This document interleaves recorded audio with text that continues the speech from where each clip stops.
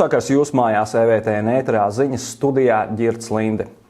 Konkurences padome ir konstatējusi aizliegtas vienošanās pazīmes divu lielāko pārtikas mazumtirdzniecības uzņēmumu starpā.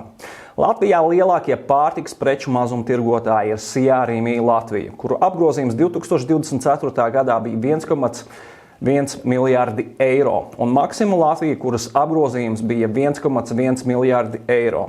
Ceturtdien, 26. februārī pārkāpumu lietas ietvaros uz tiesnešu lēmumu pamata un ar valsts policijas un citu tiesību aizsardzības iestāžu atbalstu veica konkurences likumā paredzētās procesuālās darbības pie diviem tirgus dalībniekiem, kas darbojas pārtikas mazumtirdzniecības nozarē.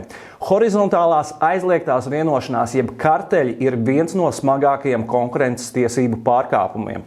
Tādēļ par minētā pārkāpuma izdarīšanu tirgus dalībniekiem var tikt piemērots naudas sods līdz 10% no to pēdējā finanšu gada neto apgrozījuma pasaulē katram.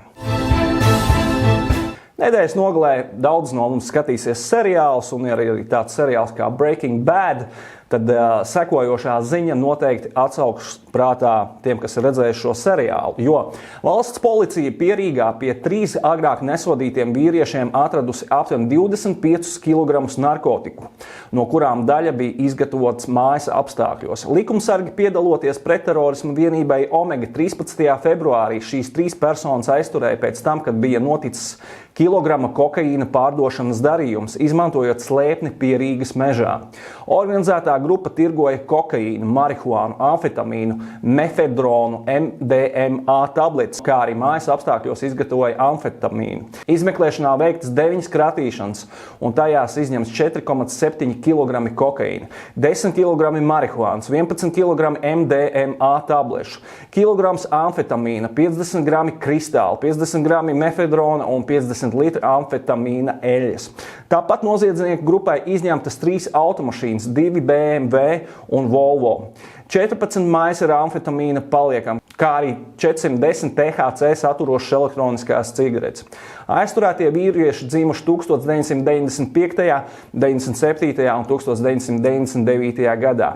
2 no viņiem esot bezdarbnieki, bet 3. bija oficiāla darba vieta, kas nav saistīta ar ķīmijas nozari. 15. februārī visām 3 personām kā drošības līdzeklis piemērots apcietinājums. Viņiem draud brīvības atņemšana uz laiku no 5 līdz 15 gadiem un mantas konfiskācija. Šajā ziemā bieži esam dzirdējuši, kā Krievija bombardē Ukrainas civilo infrastruktūru, atstājot bargā ziemā ukraiņus bez elektrības un siltuma. Taču Ukraina naktī uz piektdienu 27. februārī uzbrukus termoelektrostācijai Krievijā. Belgorodas apgabalā vēsta izdevums Kyiv Independent. Telegram ziņu kanāls vēsta, ka pa Belgorodas reģionālo centru trāpīja Haimars. Daļa pilsētas palikusi bez elektrības. Belgoroda atrodas tikai 34 km no Ukrainas robežas. Vietējais Telegram kanāls ziņoja, ka uzbrukums skāra Belgorodas termoelektrostāciju. Belgorodas apgabala gubernators Vjačeslavs Glatkovs vēlāk paziņoja, ka masveida raķešu uzbrukums bija vērsts pret enerģētikas infrastruktūru pilsētā un apkārtējā reģionā. Enerģētikas infrastruktūras objektiem ir nodarīti nopietni bojājumi. Rezultātā ir notikuši elektroenerģijas padeves pārtraukumi, ūdens apgādes traucējumi. Krievijas aizsardzības ministrija ziņoja, ka nakts laikā dažādos valsts reģionos tika notriekti 95 Ukrainas bezpilota lidaparāti. Ukraina regulāri uzbrūk militārai infrastruktūrai Krievijas dziļumos un okupētajās teritorijās, cenšoties samazināt Maskavas kaujas spēku, kamēr Kremlis turpina karu pret Ukrainu. Kijeva uzskata naftas ražotnes par leģitīmiem militāriem mērķiem, jo tās tieši finansē Krievijas karu. Krievija arī visu rudeni un ziemu ir veikusi intensīvus un destruktīvus uzbrukumus Ukrainas elektrotīklam, atstājot tūkstošiem cilvēku visā valstī bez apkuras un elektrības visaugstākajā ziemā kopš pilna mēroga kara sākuma. Pavasarim, var teikt, ir arī blaknes. Un šīs blaknes ir pali. Šogad ziemas noslēguma periods ir labvēlīgs tam, lai pali kļūtu par plūdiem un tie varētu ilgt garāku periodu nekā parasti. Apmēram no 5. marta līdz aprīļa vidum. Meteorologu prognozes liecina, ka šis gads palu un plūdu ziņā varētu būt līdzīgs 2010. vai 2013. gadam, bet mazākā mērā. Riskantākās vietas ir Lielupes baseins, Daugavas baseins, Gaujas baseins, Valmieras un Cārnikavas pusē, Rāznas un Lubānas ezera, Latgales pusē un Liepājas ezers Kurzemes pusē. Turpinājumā kāda kristīga vēsts. Holivudas aktieris Marks Valbergs atzīst, ka katru dienu sāk ar lūgšanu. Aktieris stāsta, ka lūgšana ļauj stāties pretī visam, ar ko nākas saskarties. Kādas intervijas laikā viņam uz pieres bija melns krusts, pelnu dienas simbols.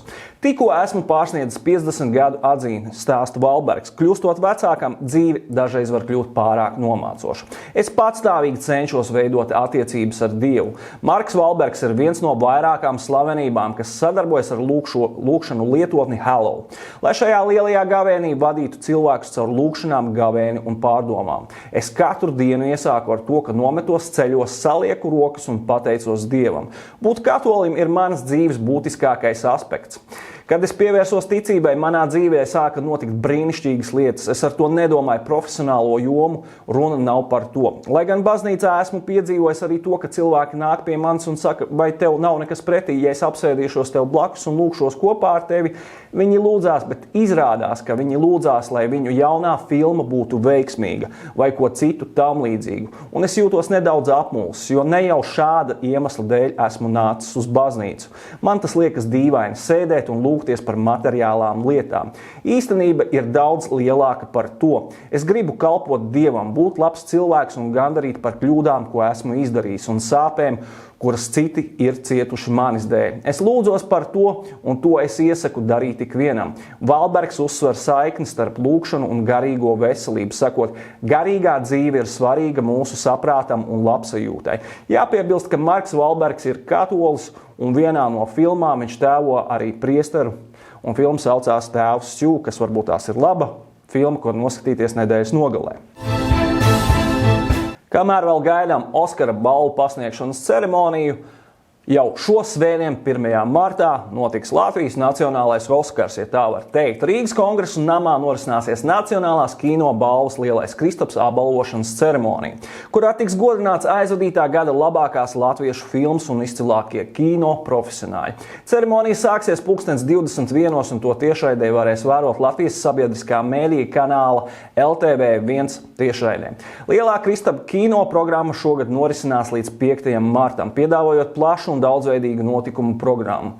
Rīgas Kongresa namā 1. marta vakarā tiks pasniegts balvas 25 kategorijās, kā arī skatītāja balva, kuras ieguvējs nosaka skatītāja balsojums. Balvu par mūža ieguldījumu filmu mākslā saņems kaskadieris Uldis Jānis Veispals, kura profesionālā darbība vairāk nekā 5 gadu desmitu garumā sniegusi būtisku ieguldījumu Latvijas kino attīstībā. Turpinājumā par sportu. Aizvadītajā naktī NHL spožu sniegumu parādīja latviešu vārtsargs Artūrs Šilovs, sekmējot Pitsburgas Pingvīns uzvaru. Pitsburgas klubu vārti tika uzticēti Šilovam, kurš atvairīja 28 no 29 metieniem un izpelnījās mača otrās zvaigznes titulu. Savukārt Uvis Jānis Balīnskis Floridas Panthers uzvarā tika pie pozitīvu liederības koeficienta, bet Elvis Merzļīkins un Zemgus Girgensons cieta neveiksmes. Sveiki, mīļie draugiem! Ar Austrumu pierobežas paktu un šobrīd 26. februārī atrodos Briselē, kur Eiropas komisijā tiek svinīgi paziņots, svinīgi atklāts pasākums par Austrumu pierobežas reģioniem. Tātad svarīgā ziņā tas, ka šobrīd Eiropas Austrumu pierobeža kā atsevišķa teritorija tiek iezīmēta Eiropas politiskos dokumentos. Tas nenozīmē, ka šodien braucot mājās mēs atvedīsim vagonu naudas uz Latviju vai uz Latgali.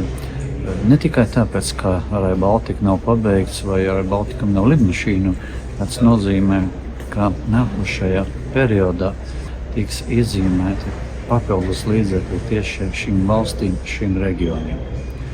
Daudzi no skatītājiem, no sekotājiem ir atzīmējuši to, ka Latvijā šobrīd ir iekrāsota visākā pierobežas reģions. Vai tas ir taisnīgi, vai tas ir pareizi?